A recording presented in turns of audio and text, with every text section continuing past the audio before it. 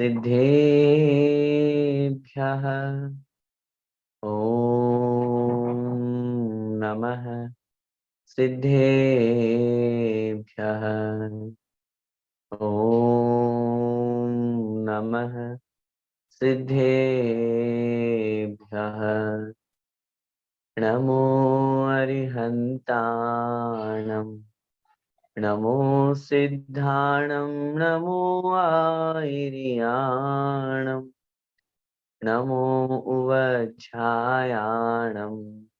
नमो लोये सव्साहूणम्। अनंतानंत सिद्ध परमेष्ठी भगवान की जय। आदिम तीर्थंकर बड़े बाबा श्री आदिनाथ भगवान की जय। वर्तमान शासन नायक श्री गिरिराज महावीर भगवान की जय। द्वादशांग जिनवाणी माता की जय। संत शिरोमणि आचार्य भगवंत 108 श्री विद्यासागर जी महाराज जी की जय। परम पूज्य गुरुदेव निर्यापक श्रमण मुनि पुंगव श्री सुधा सागर जी महाराज की जय। अढ़ाई द्वीपस्थ समस्त महामुनिराजों की जय।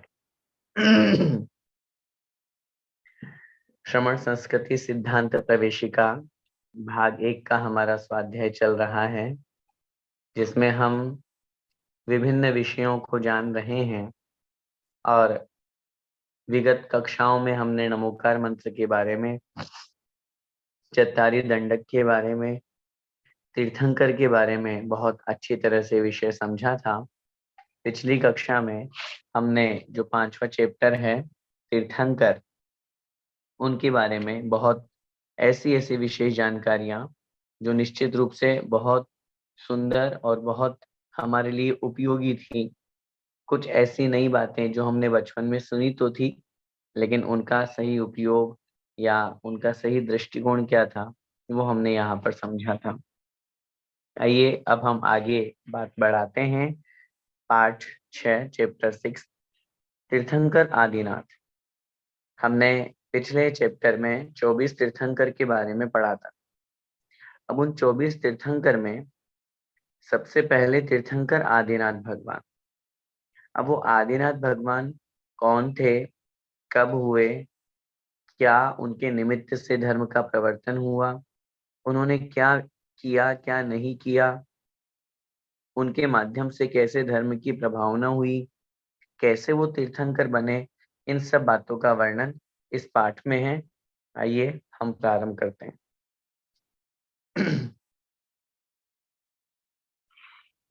एक बार वज्रजंग राजा ने अपनी रानी श्रीमती के साथ वन में श्री दमधर और सागर से नामक रिद्धिधारी मुनियों को नवधा भक्ति पूर्वक आहार दान दिया।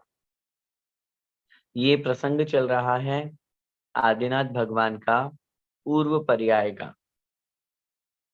उस पूर्व पर्याय में वे राजा वज्रजंग अपनी पत्नी, जिनका नाम श्रीमती था, उनके साथ जब जंगल में थे तो उन्होंने 2 चारण रिद्धिधारी मुनिराजों को आहार दिया। मुनिराज को आहार देते हैं तो यहाँ पर एक शब्द का प्रयोग आया है, मुनियों को नवधा भक्ति पूर्वक आहार दान दिया। नवधा, 9 प्रकार की भक्तियां, भक्ति करते हुए श्रद्धा आदि के माध्यम से 9 प्रकार की भक्ति हमारे यहाँ आचार्यों ने शास्त्रों में कही है, उनके माध्यम से मुनिराज को आहार दान किया जाता है। और अगर नवधा भक्ति में से एक भी भक्ति अगर कम हुई, नवधा भक्ति में से अगर एक भी भक्ति कम हुई तो मुनि महाराज आहार नहीं करेंगे। ये नियम है। नवधा भक्ति कौन कौन सी होती है? सबसे पहले पड़गाहन, हे स्वामी नमोस्तु नमोस्तु नमोस्तु, अत्र अत्र तिष्ठ तिष्ठ, आहार जल शुद्ध है, ऐसा बोल करके हम मुनि महाराज का पड़गाहन करते हैं। पड़गाहन के बाद में उन्हें चौके में ले जा करके और पाटे पर, चाहे वो छोटा सा भी क्यों ना हो, और उसके ऊपर उनको निवेदन करते हैं, महाराज जी उच्चासन विराजिए। तो दूसरी भक्ति हुई उच्चासन। तीसरी भक्ति उनका पाद प्रक्षालन। फिर उसके बाद शुद्ध प्रासुक जल से नीचे थाली में उनके चरण उनसे निवेदन करते हैं और उनका पाद प्रक्षालन होता है। ये कहलाती है तीसरी भक्ति, पाद प्रक्षालन।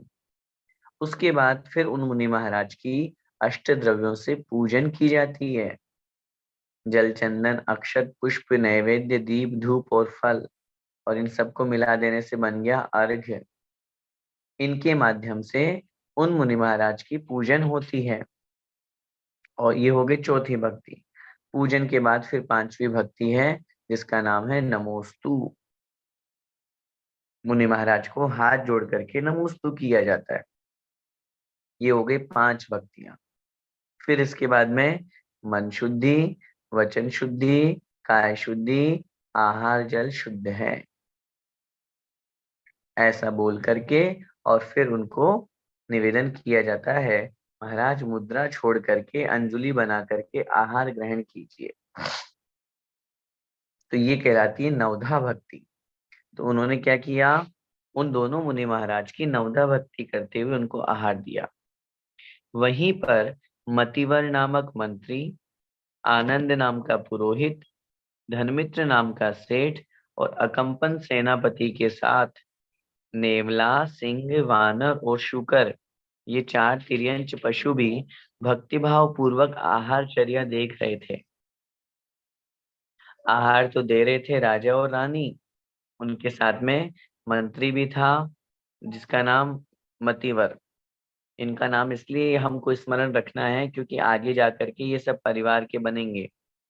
आनंद नाम का पुरोहित, धनमित्र नाम का सेठ और अकंपन नाम का सेनापति, ये 4 तो मनुष्य थे ही सही, और उनके साथ में 4 तिर्यंच भी थे, नेवला, सिंह, वानर और शूकर।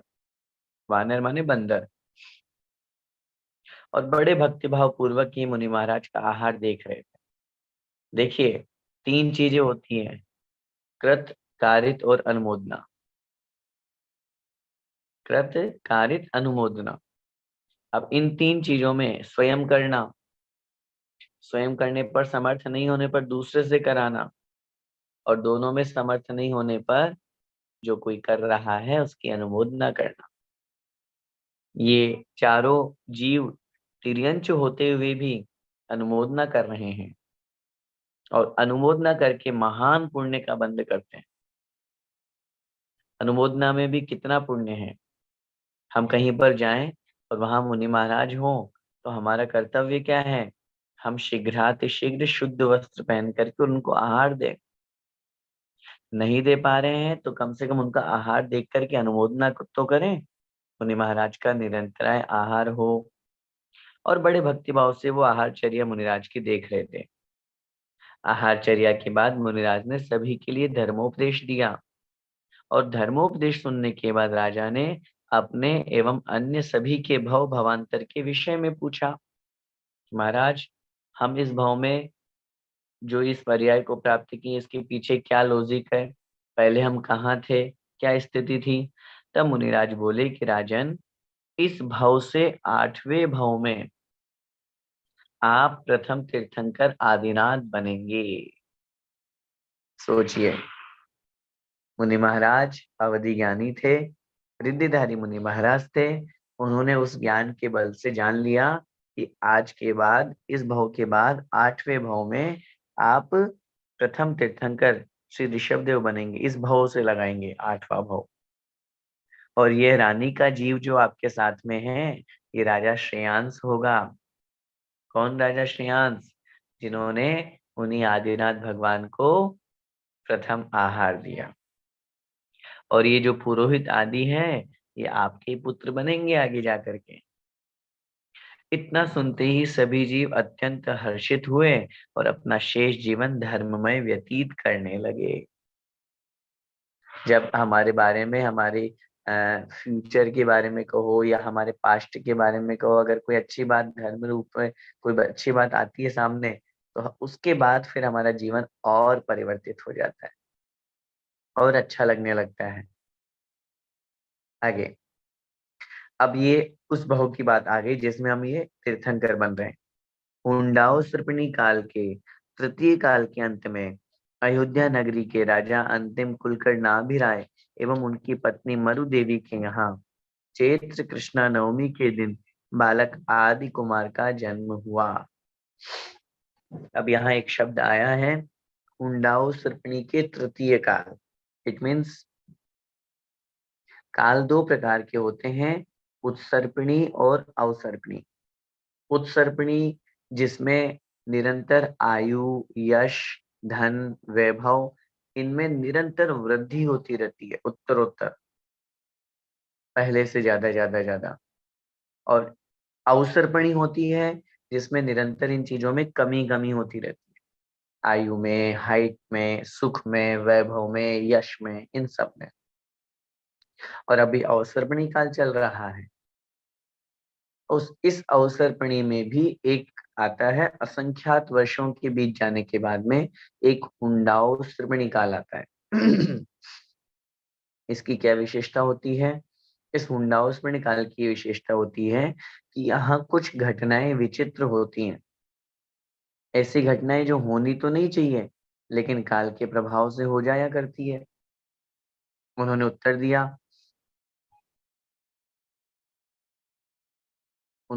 दिया, जैसे जैसे आदिनाथ भगवान तीसरे काल में ही जन्म लिए और तीसरे काल में मोक्ष हो गया, जबकि तीर्थंकर तो चौथे काल में जन्म लेते हैं। इसके अलावा जैसे शांतिनाथ, कुंथनाथ और अरनाथ तीन भगवान ऐसे थे जो कामदेव भी थे, चक्रवर्ती भी थे और तीर्थंकर भी बने। जैसे प्रथम तीर्थंकर के पहले ही अनंतवीर्य और बाहुबली भगवान को मोक्ष हो गया। तो ऐसी चित्र विचित्र कुछ विशेष बातें हैं जो यहाँ पर इस काल में घटित हुई, जिसके कारण इसका नाम हुंडाओ सर्पिणी काल दिया गया। ठीक है। अब इस हुंडाओ सर्पिणी काल के तीसरे काल में अभी चल रहा है हमारा पंचम काल। इस जैसे पहला काल, जैसे अभी हमने कहा ना अवसर्पिणी है तो सब चीजें कम कम कम कम डिमोशन हो रहा है। जैसे पहले काल में सुखमा सुखमा, दूसरा सुखमा, तीसरा सुखमा दुखमा, फिर उसके बाद में चौथा दुखमा सुखमा, फिर दुखमा, और आगे छठा काल आएगा दुखमा दुखमा। अपन पढ़ते हैं आदिनाथ भगवान की हाइट थी 500 धनुष की, उनके बाद अजितनाथ भगवान की हाइट 450 धनुष की, फिर उसके बाद में अपन पढ़ते हैं संभवनाथ भगवान की 400 धनुष की। आयु की अपेक्षा से भी कम कम लगाते जा रहे हैं। आदिनाथ भगवान की आयु थी 84 लाख पूर्व की, अजितनाथ भगवान की 80 लाख पूर्व की। फिर उसके बाद क्या हुआ, और कम कम कम कम होते गए, महावीर भगवान 72 वर्ष के। तो ये क्यों हुआ? ये अवसर्पिणी काल के कारण से हुआ। विदेह क्षेत्र में ऐसी कोई परंपरा नहीं है। विदेह क्षेत्र में हमेशा एक जैसा काल रहता है, चौथा काल, और चौथे काल का भी प्रारंभ का काल। 500 धनुष की अवगाहना वाले तीर्थंकर मिलेंगे वहां पे, उससे नीचे अवगाहना वाले तीर्थंकर ही नहीं मिलेंगे विदेह क्षेत्र में, लेकिन यहाँ होते हैं। तो अवसर्पिणी में ये हुंडा अवसर्पिणी है। इस हुंडा अवसर्पिणी काल में जो जब तीसरा काल समाप्त होता है तो 14 कुलकर होते हैं। कुलकर किसे कहते हैं? जो जनता को, प्रजा को नई नई बातें जो उस समय प्रचलन में आई ही होती है उनको सिखाते हैं, उनका ज्ञान कराते हैं, उनको हम कुलकर कहते हैं। 14 कुलकर हुए, अंतिम कुलकर नाभिराय। और उन्हीं अंतिम कुलकर नाभिराय के और माता मरु देवी की कोख से चैत्र कृष्णा नवमी के दिन बालक आदि कुमार का जन्म हुआ। और जन्म होते ही सौधर्मिंद्र ने शिशु को सुमेरु पर्वत पर ले जाकर क्षीर सागर के जल से जन्माभिषेक एवं नामकरण करके बड़े वैभव के साथ माता पिता को सौंप दिया। हम सभी जानते ही हैं ये प्रोसेस। जैसे ही तीर्थंकर बालक का जन्म होता है, सौधर्मेंद्र अपने पूरे परिकर के साथ, चारों निकाय के देव, सौधर्मेंद्र अपने सबको आज्ञा देता है। ऐरावत हाथी वहां स्वर्ग से लेकर के आता है। वो होते वो देव ही हैं, आभियोग्य जाति के देव होते हैं, लेकिन इंद्र की आज्ञा से उन्हें हाथी बनना होता है। लेकिन हाथी बनने के बाद वो दुखी नहीं होते, बल्कि वो हाथी बनने के बाद और अपना सौभाग्य मानते हैं, अरे ये मेरा परम सौभाग्य है, मैं मेरे मस्तक पर, मेरी पीठ पर भगवान को विराजमान करूंगा। और वो उनको लेकर के और फिर सुमेरु पर्वत पर ले जाते हैं। सुमेरु पर्वत पर ले जा करके अन्य जो देवतागण हैं सब लोग वो पांचवें समुद्र क्षीर सागर का जल ला करके और भगवान का जन्माभिषेक कर, और अभिषेक करने के बाद में, चूंकि वो पांचवें समुद्र का ही जल क्यों लाया जाता है, इसके विषय में उत्तर आचार्यों ने दिया है। क्योंकि पांचवें समुद्र का जल अन्य समुद्रों की अपेक्षा से पवित्र हुआ करता है। क्योंकि ढाई द्वीप तक तो जो द्वीप समुद्र है विशेष रूप से, तो उनमें तो विकलत्रय एकेंद्रिय आदि जीव भी पाए जाते हैं। लेकिन ढाई द्वीप के बाहर मात्र एकेंद्रिय विकलत्रय नहीं है, एकेंद्रिय और पंचेंद्रिय ही है।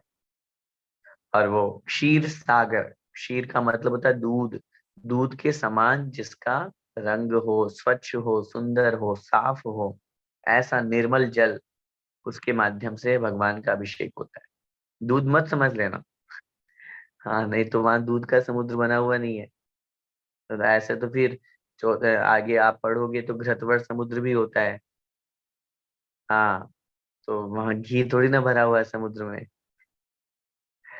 तो कहने का मेरा तात्पर्य ये उसके समान वर्ण वाला जो होता है, उस जल से उनका अभिषेक किया जाता है। और फिर उसके बाद में वो जो हम प्रोसेस पढ़ते हैं कि भगवान के दाहिने पैर के अंगूठे पर सोधर बिंदु को एक चिन्ह दिखाई देता है, उसको वो घोषित करता है और उसी समय वो सोधर बिंदु उन बालक का भी नाम घोषित करता है। कहने का मतलब क्या हुआ, बालक का नाम किस समय घोषित हुआ करता है कि इनको आदि कुमार के रूप में जाने जाएंगे। और फिर उसके बाद में बड़े वैभव के साथ में आनंद नाम का नृत्य करते हैं, वहीं वापस अयोध्या में आकर के पूरी जनता हर्षोल्लास मनाती है तीर्थंकर बालक के जन्म कल्याण का समय। बचपन में बालक आदि कुमार के साथ देवता बालक का रूप धारण करके खेलते रहते थे। देखिए कितना बड़ा सौभाग्य है। पहले की क्लास में हमने आपको एक दिन बताया था कि एक तीर्थंकर के जन्म लेने से कितने जीवों का कल्याण हो रहा है। वो जो देवतागण है वो कितना सौभाग्य मान रहे हैं अपना कि हमें तीर्थंकर बालक के साथ में, और विक्रिया है उनके पास, तो उस विक्रिया के माध्यम से वो अपना छोटा शरीर बना लेते हैं, बालक बन जाते हैं और उनके साथ में क्रीड़ा करते हैं, खेलते हैं। उनकी मनोहर क्रीड़ाएं सबके मन को लुभाने वाली एवं आकर्षक हुआ करती थी। जब बालक राजकुमार युवा हुए तब उनके पिता नाभि राय ने उनका मंगल विवाह यशस्वती और सुनंदन नाम की दो कन्याओं के साथ कर दिया।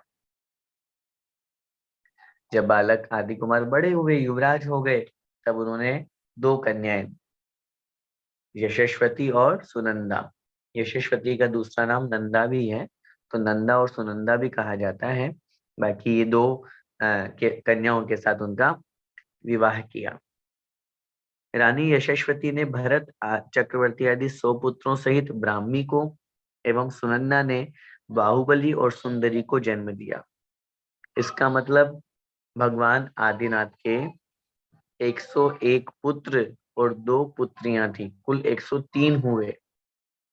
बहुत से लोग कंफ्यूज होते हैं, कुछ लोग कहते हैं कि भरत आदि 100 इसमें ही सब आ गए, नहीं, 100 है या 101 पुत्र हैं, तो उत्तर मिलेगा एक माता से, मतलब यशस्वती से भरत चक्रवर्ती आदि 100, और उधर बाहुबली को सुनंदा से, तो 100 और एक, तो ये तो हुए पुत्र। और इधर हुई ब्राह्मी और उधर हुई सुंदरी, सुनंदा से सुंदरी। इस तरह से कुल 103 पुत्र पुत्रियों सहित ऋषभदेव ने अपना गृहस्थ जीवन व्यतीत किया। क्योंकि पहले के समय में इस तरह से होता भी था। और चतुर्थ काल आदि, खैर वैसे तो अपन तृतीय काल के पढ़ रहे हैं, लेकिन चतुर्थ काल आदि में अब जब अपन चक्रवर्ती आदि की बात करेंगे, शांतिनाथ कुंतनाथ हरनाथ भगवान, तो ये तो चक्रवर्ती भी हुए, 96,000 रानियां थी, तो बहुत सारे इनके पुत्र भी थे। वो दृष्टि हमको यहाँ समझ। आगे ऋषभदेव ने अपनी पुत्रियों में से ब्राह्मी को दाहिने हाथ से ब्राह्मी लिपि विद्या तथा सुंदरी को बाएं हाथ से अंक विद्या का ज्ञान दिया। देखिए कितनी सुंदर परंपरा।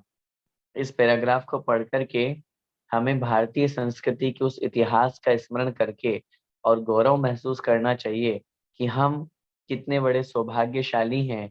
आज हमें जो अंक विद्या का ज्ञान हो रहा है, आज हमें जो लिपि विद्या का ज्ञान हो रहा है, वो सब का सब पूरा ज्ञान हमारे कुल गुरु भगवान ऋषभ देव ने उस गृहस्थ अवस्था में अपने पुत्र पुत्रियों के माध्यम से प्रदान किया था। फिर से पढ़ेंगे कि ऋषभ देव ने अपनी पुत्रियों में से ब्राह्मी को दाहिने हाथ से ब्राह्मी लिपि अंक अक्षर जिसको हम कहते हैं, और सुंदरी को बाएं हाथ से अंक विद्या का ज्ञान दिया। और भरत बाहुबली आदि 101 पुत्रों को राजनीति, युद्ध करना आदि की शिक्षा प्रदान की थी। देखिए कितनी बड़ी बात है। इस सेंटेंस से हमको एक बहुत बड़ी शिक्षा मिल रही है कि उन्होंने दोनों को एक साथ नहीं पढ़ाया, जबकि वो तो बेटे बेटी थे। पूज्य आचार्य भगवंत, पूज्य गुरुदेव बहुत बार कहे इसके कारण से हमारे बच्चों के संस्कार और संस्कृति समाप्त हो रही है, उनका चरित्र का हनन हो रहा है। सोचिए जरा, इस बात पर विचार कीजिए। बेटे बेटी तक को उन्होंने साथ में नहीं पढ़ाया, जबकि वो तो खुद की ही संतान है, लेकिन उसके बावजूद भी। और आज हम सब हाई एजुकेशन के चक्कर में अपने बच्चों को कोविड में भेज रहे हैं, खूब वहां पर वो पढ़ते हैं, और पढ़ने के साथ साथ आप सब जानते हैं क्या होता है, उनको कहने की आवश्यकता नहीं है। जिस उम्र में एक दूसरे के प्रति आकर्षण स्वाभाविक रूप से हुआ करता है, और नेचुरली मिल रहे हैं, वो उठ रहे बैठ रहे हैं, साथ में सब चीजें कर रहे हैं, तब ऐसी स्थिति में कहाँ से वो अपने मोरल को सुरक्षित रख पाएंगे। तो ये कहीं ना कहीं एक हमारी संस्कृति को सुरक्षित करने का ध्येय ऋषभदेव भगवान में था उस समय, तभी उन्होंने ये कदम बढ़ाया। और इतने बड़े महान पद को धारण करने वाले होने के बावजूद भी कितने नीचे आ गए, वो अपने पुत्र पुत्रियों को पढ़ा रहे हैं, वो ज्ञान दे रहे हैं। वो क्यों? क्योंकि उन्हीं के माध्यम से आगे सृष्टि का ये सारा का सारा कार्य होना है। ऋषभदेव ने कल्प वृक्ष का अभाव होने से विदेह क्षेत्र की व्यवस्था के अनुसार ही जनता को असी मसी कृषि विद्या वाणिज्य शिल्प इन षट कर्मों का उपदेश दिया। सबको प्रसंग याद होगा जिस समय पूरी की पूरी जनता के सामने कोई ऑप्शन नहीं था, कल्प वृक्ष समाप्त होने लगे। कल्प वृक्ष समाप्त होने का मतलब आचार्य ने वहां पे दिया, कल्प वृक्ष ने फल देना बंद कर दिया, फूल देना बंद कर दिया। ज्योतिरांग जाति के कल्प वृक्षों ने कांतिहीन हो गए, वो उनके उनसे कोई प्रकाश पुंज नहीं निकल रहा था। धीरे धीरे लोगों को सूर्य चंद्रमा दिखने लगा, अपने आप जमीन में से कुछ वनस्पति उत्पन्न होने लगी, बारिश होने लगी। तो ये सब को देख करके वो बड़े बड़े अचंभित होने लगे। तो उन सबको आधार लेकर के फिर भगवान ऋषभ देव ने, राजा ऋषभ देव बोलेंगे हम उनको उस समय, राजा ऋषभ देव ने क्या किया? षट कर्म का उपदेश दिया। और मैं फिर वही आपको निवेदन करूं, आज दुनिया में जो कोई भी विद्या चल रही है, चाहे वो पढ़ने पढ़ाने की हो, खेलने कूदने की हो, म्यूजिक की हो, चाहे किसी भी तरह की, सब कुछ जो विद्याएं हैं वो राजा ऋषभ देव ने हमें यहाँ पर प्रदान करी थी। निश्चित रूप से असी, अब इनका अर्थ समझिए, असी असी का मतलब है तलवार चलाना। तलवार चलाना, क्षत्रिय हैं। अगर कोई हमारे धर्म पे, हमारे समाज पे, हमारे देश पे अगर कोई किसी तरह का आक्रमण करता है, उसको नष्ट करने का प्रयास करता है, तब हमें आगे आकर के तलवार उठाने को उपदेश दिया। मसी, मसी का मतलब होता है स्याही, लेखन का उपदेश दिया। कृषि, खेती करो। आप आज भारत कृषि प्रधान देश है, और यहाँ की सब कुछ अधिकांश लोग अपनी खेती पे टिके हुए हैं। खेती करना ये बहुत बड़ा कर्तव्य है। अगर हम खेती नहीं करेंगे तो धन धान्य धान्य कहाँ से उत्पन्न होगा? विद्या अर्थात ज्ञान प्राप्त करके दूसरों तक बांटिए, वाणिज्य, वाणिज्य माने व्यापार, आपस में विनिमय कीजिए। जो वस्तु आपके पास में है, अगर वो वस्तु आप ही रखोगे तो फिर दूसरा कैसे उपयोग करेगा, और जो मेरे पास है वो आपके पास नहीं कर पाएंगे। किसी को फर्नीचर चाहिए तो फर्नीचर वाले के पास में जाएंगे, उसको पैसे देंगे, उससे किसी मर्चेंट पे जाएंगे, उससे किराने का सामान खरीदेंगे। ये सारे के तो आपस में विनिमय, एक दूसरे के साथ में जुड़ करके, वाणिज्य माने व्यापार। और फिर उसके बाद में हम विद्या, वाणिज्य, शिल्प, शिल्प का मतलब होता है शिल्प का मतलब होता है कला, कला। और आज जितने भी शेप अपन मूर्तियां हैं या कुछ भी हैं, ये सारी की सारी चीजें, चीजें बनती हैं, ये कहलाती है शिल्प। तो कहीं ना कहीं ये सारी की सारी चीजें जो हैं, ये हमारे आज वर्तमान में जितनी भी हमारी, चूंकि कर्म भूमि है और कर्म भूमि में कर्म करना आवश्यक हुआ करता है और बिना कर्म के व्यक्ति अपना स्वयं का धनोपार्जन नहीं कर सकता, पेट पालन नहीं कर सकता, खाना पीना नहीं कर सकता।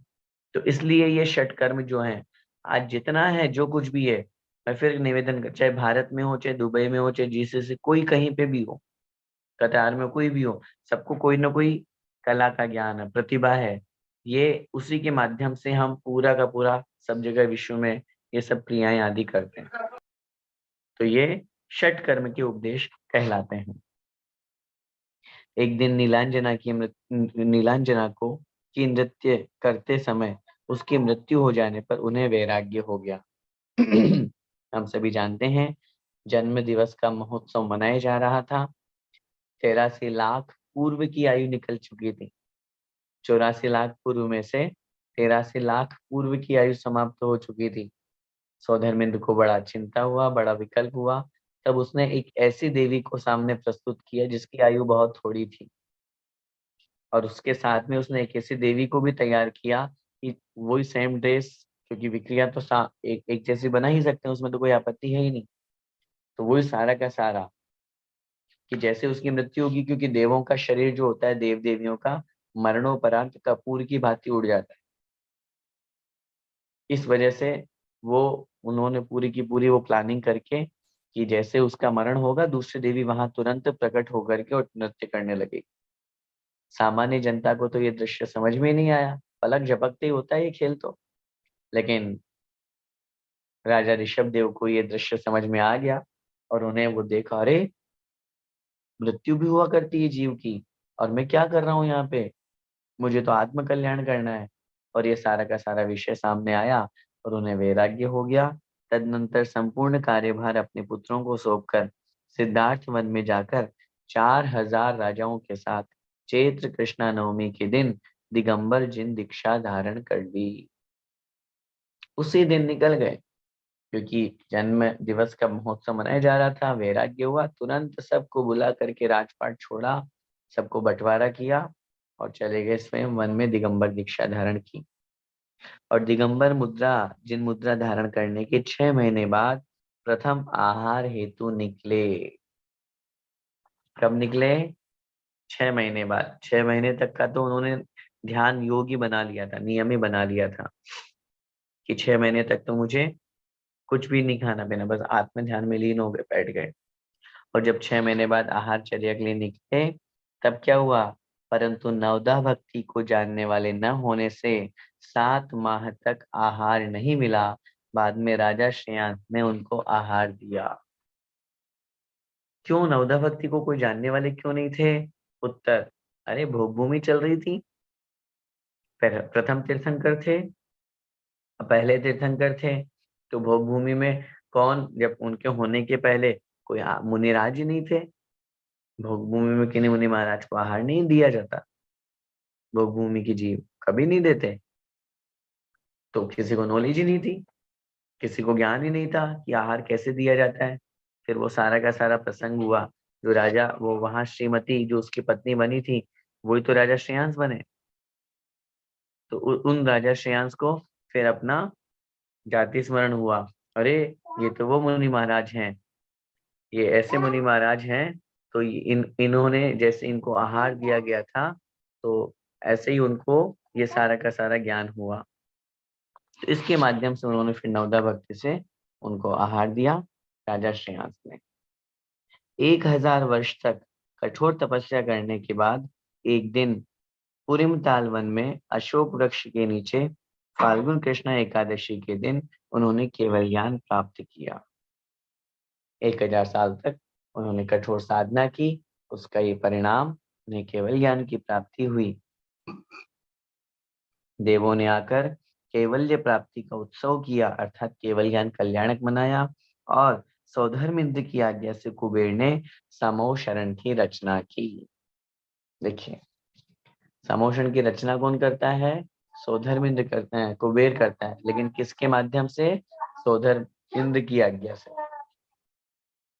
और सौधर्मिंद्र ने आज्ञा दी और बहुत सुंदर तरीके से निमिष मात्र में ही पूरा का पूरा समोषण बना दिया, इस तरह से।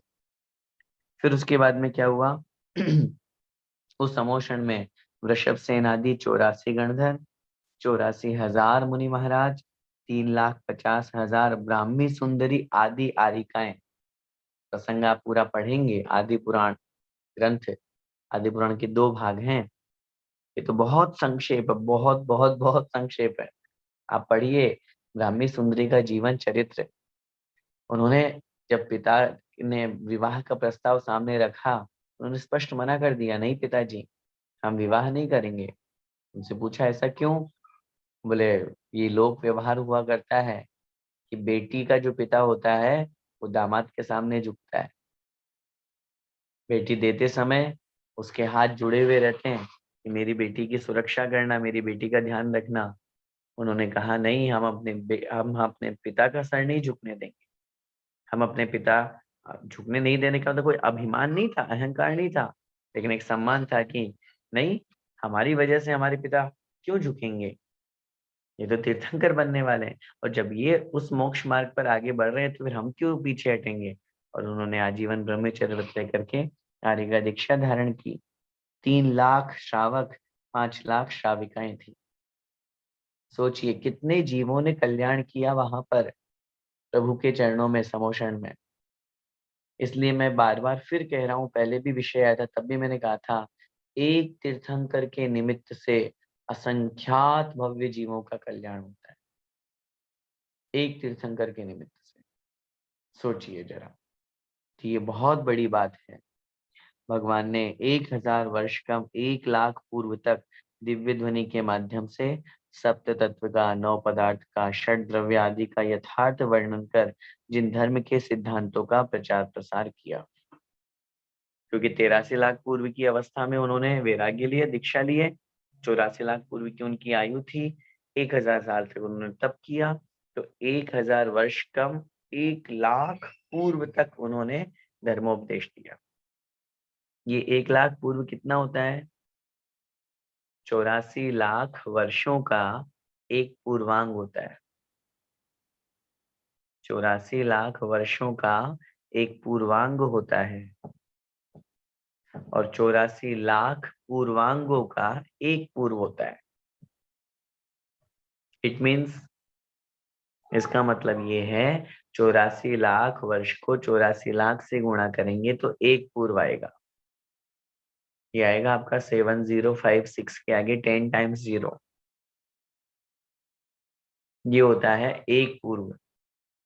अब 1 लाख पूर्व तक, अब इसमें 1 लाख का और गुणा कर दीजिए, इस तरह से। तो ये इतने समय तक उन्होंने जगह जगह विहार आदि करते हुए और षड द्रव्य, सप्त तत्व, 9 पदार्थ, पंचास्तिकाय, सम्यक दर्शन ज्ञान, चारित्र, आत्मा का कल्याण, जैन धर्म के सिद्धांत, इन सब का खूब प्रचार प्रसार किया, खूब कल्याण किया, खूब उपदेश दिया।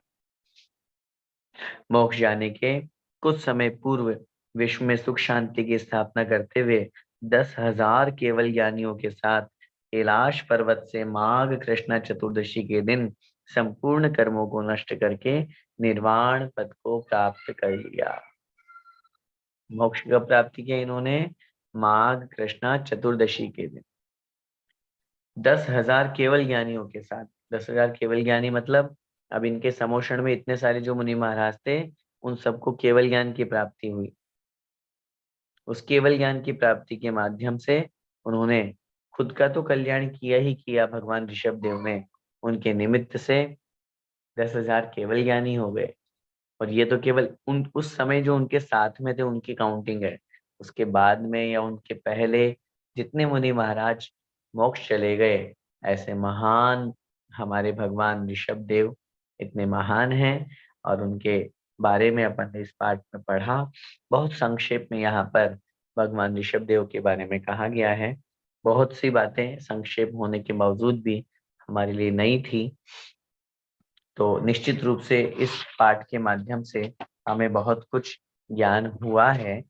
और जिनको और अधिक इंटरेस्ट हो भगवान ऋषभ देव के बारे में जानने के लिए, तो मैं तो निवेदन करूंगा कि आप निश्चित रूप से आदि पुराण ग्रंथ का स्वाध्याय करें, ताकि उसके माध्यम से बहुत कुछ जानने को मिलेगा। कैसे जन्म हुआ, किस प्रकार हुआ, किस प्रकार। अब यहाँ तो एक सेंटेंस में लिख दिया कि उनको सुमेरु पर्वत पर ले जाकर के उनका अभिषेक किया।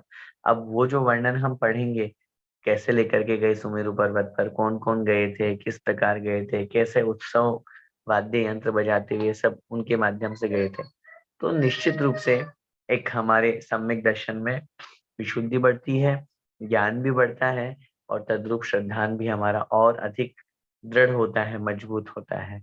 तो इसके माध्यम से अपन वहां भी समझ सकते हैं। समय आपका हुआ, आज थोड़ा सा अन्य आवश्यक कार्य है, इसलिए आज की कक्षा यहीं तक हमारी रहेगी। एक आध दो कोई प्रश्न हो तो जरूर पूछ सकते हैं।